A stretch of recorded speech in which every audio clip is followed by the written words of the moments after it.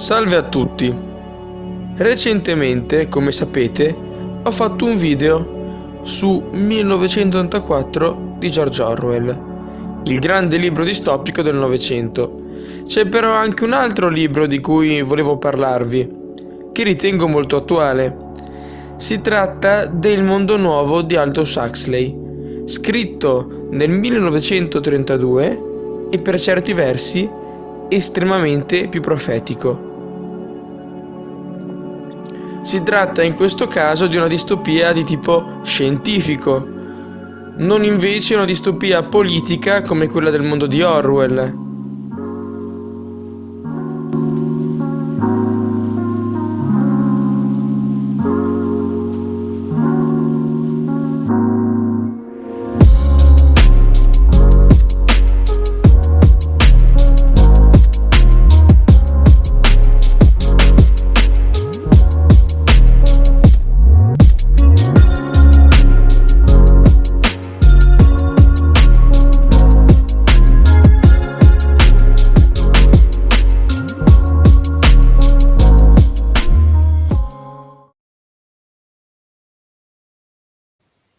Comincerò col dirvi che tra i futuri del Mondo Nuovo di Huxley e quello di 1984 di George Orwell, quello di Orwell è senza dubbio il più cupo e il più spaventoso,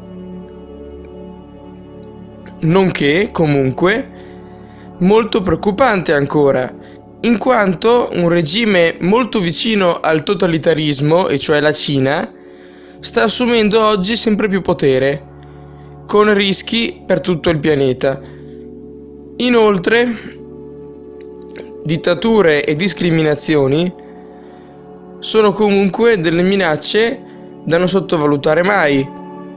Voglio però parlarvi del Mondo Nuovo di Huxley perché lo ritengo comunque terribile e per certi versi molto più attuale del libro di Orwell. Il libro di Orwell, infatti, per noi occidentali suonava molto più realistico una volta, ai tempi dell'Unione Sovietica di Stalin. Oggi invece, nell'Occidente, direi che il Mondo Nuovo di Huxley si fa quasi più reale. Infatti, il Mondo Nuovo di Huxley è invece un libro del tutto diverso, ma profetico, che in un certo senso prevede ciò che oggi effettivamente sta accadendo nel mondo occidentale e che, a mio avviso, si sta davvero avverando. Vi presenterò quindi questo futuro e alcune riflessioni personali su di esso.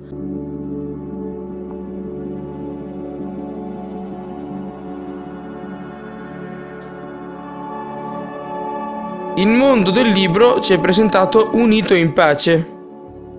Tuttavia molte cose fin da subito ci fanno capire di trovarci in un luogo tutt'altro che utopico. Innanzitutto, pur trovandoci in un futuro non lontanissimo, e cioè il 2540, in modo inaspettato gli anni vengono contati secondo una datazione diversa dalla nostra, basata sull'anno in cui Ford costruì il modello T, e cioè l'anno 1908, che diventa quindi l'anno zero di questa nuova datazione. Le persone sono poi divise in caste, programmate geneticamente per poter svolgere il lavoro della casta di cui faranno parte per tutta la loro vita. Già dal loro stato di embrioni, infatti, i cittadini sono divisi in caste e costretti prima chimicamente e con trattamenti speciali e poi, una volta nati con l'educazione, a sopportare soltanto un certo stile di vita e non altri, per garantire la loro appartenenza alla casta e quindi la stabilità sociale. In questo futuro, inoltre, le persone sono rese schiave tramite l'utilizzo di una droga, il soma, e della sessualità, che viene lasciata libera di sfogarsi e che anzi viene incoraggiata e obbligata dal sistema, nel senso che ne è repressa la repressione. Le persone quindi vivono nella completa promiscuità, fino al punto che concetti come quello di relazione stabile e famiglia non vengono nemmeno più compresi. I bambini infatti vengono cresciuti non in famiglie, ma in appositi edifici. Infine, in questo futuro è proibito, anche se non in modo esplicito, ogni pensiero diverso da quello proposto dal sistema, soprattutto se appartenente al passato dell'umanità. Il mondo nuovo di Huxley ci presenta quindi un futuro inquietante, in cui lo Stato non ha nemmeno bisogno di opprimere le persone per dominarle, perché esse stesse rinunciano volontariamente alla propria libertà e al proprio pensiero critico in cambio di piacere, sia questo piacere dovuto alla droga, al soma, oppure piacere sessuale.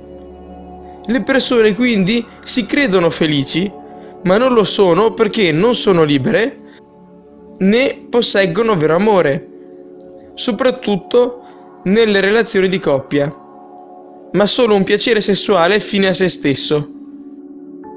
L'assenza di libertà non è dovuta soltanto al fatto che in questo futuro le persone non possano scegliere il proprio destino essendo già divise in caste fin dalla nascita,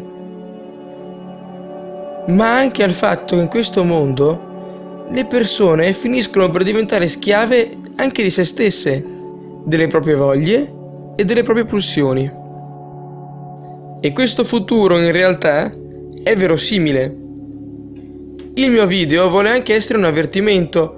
Oggi viviamo nell'epoca di massimo spaccio e consumo di droghe, con tutte le dipendenze che ne conseguono, nonché nell'epoca storica della massima diffusione della pornografia, che contribuisce a dare una visione egoistica ed edonistica della sessualità e che, in casi estremi, può anch'essa portare ad una dipendenza. Viviamo in un'epoca che ormai, da parecchi decenni, è impregnata di consumismo appunto edonistico, finalizzato al piacere personale. Lo è stata parecchio prima della crisi del 2008, ma lo è ancora tuttora nonostante la crisi che dura ormai da molti anni.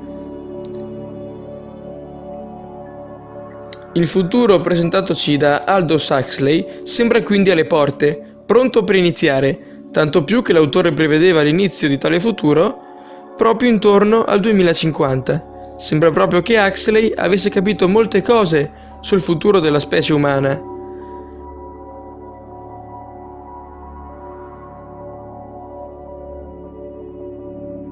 Oltre ai piaceri sfrenati e schiavizzanti, notiamo poi nel libro molti altri spunti di riflessione.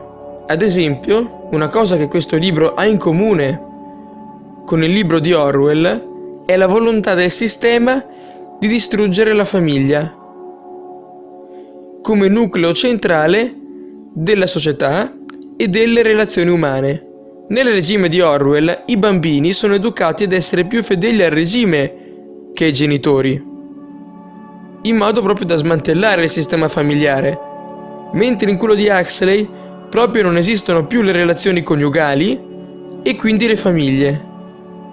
Questo dovrebbe farci riflettere. Altra cosa che colpisce è come nel libro di Huxley tutto nella società sia al servizio dell'efficienza e della produzione, nonché del consumo, come se l'uomo fosse diventato esso stesso servo dei meccanismi di produzione che originariamente dovevano essere al suo servizio. L'uomo è quindi servo della macchina, un servo che non ha più tempo per pensare o meditare, ma solo semmai per divertirsi e godere dei beni prodotti. Qualcosa che affonda la sua radice nell'essenza stessa di un certo tipo di capitalismo. Voglio citare i filosofi di Francoforte, preoccupati già a metà del secolo scorso, perché nella nostra moderna società vita privata e vita interiore sono ormai considerate tempo libero. Ma ciò non dovrebbe accadere, perché se accade si finisce col togliere tempo importante per la vita dell'individuo. Ecco che allora, in una società dove l'unico valore è la produzione, tutto il resto, dalla poesia al libero pensiero, fino anche al tempo dedicato alla vita spirituale, alla religione e al senso della vita, viene considerato ingiustamente come una perdita di tempo, soprattutto se l'individuo considera queste cose più importanti del lavoro o della produzione. Se ovviamente il tempo per la vita privata e religiosa non esisteva nello sfruttamento brutale delle fabbriche ottocentesche, ciò che preoccupa i filosofi di Francoforte è che anche nella società occidentale di oggi, molto meno diseguale, queste cose sono comunque considerate secondarie. E ciò non accade solo per la persona comune, che ha poco tempo e che è costretta a fare questo dalle esigenze del lavoro e del mercato. Persino nella classe dominante vengono messi oramai al secondo posto, in antitesi con quanto accaduto invece in tutte le altre epoche. Ciò ha un lato positivo, e cioè una perdita di ipocrisia. Ma dall'altro abbiamo anche la perdita di un fattore centrale della società.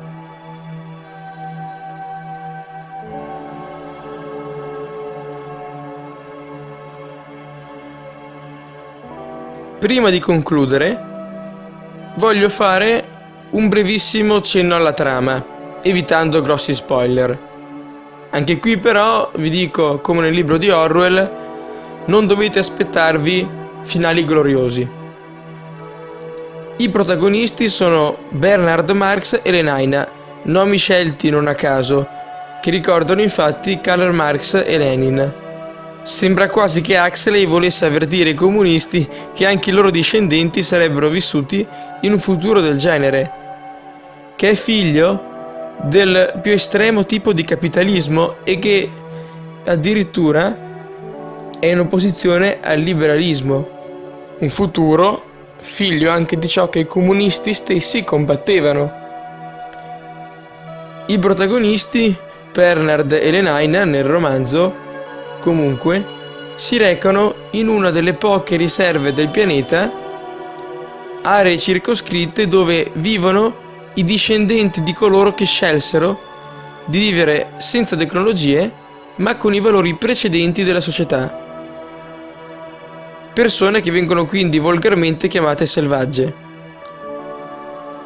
Un selvaggio chiamato John seguirà poi i due nel mondo moderno, vedendone le bruttezze e i paradossi, come il fatto che nessuno, nemmeno tra le persone meno ricche, sia interessato a cambiare le cose. Qui notiamo anche una lettura ambivalente del romanzo, in quanto il mondo dei selvaggi non è un'isola idilliaca dalla società distopica, ma piuttosto un mondo primitivo, con usanze talvolta ripugnanti, anche per noi lettori moderni, e in cui la cultura nativa americana si è mescolata a quella cristiana, causando non pochi fastidi per un lettore credente. Una delle cose dette da John che più mi ha colpito è stata che lui ha reclamato, ad un certo punto del libro, il diritto a faticare, a poter soffrire e ad essere infelice. Qualcosa che sembra assurdo, o forse no.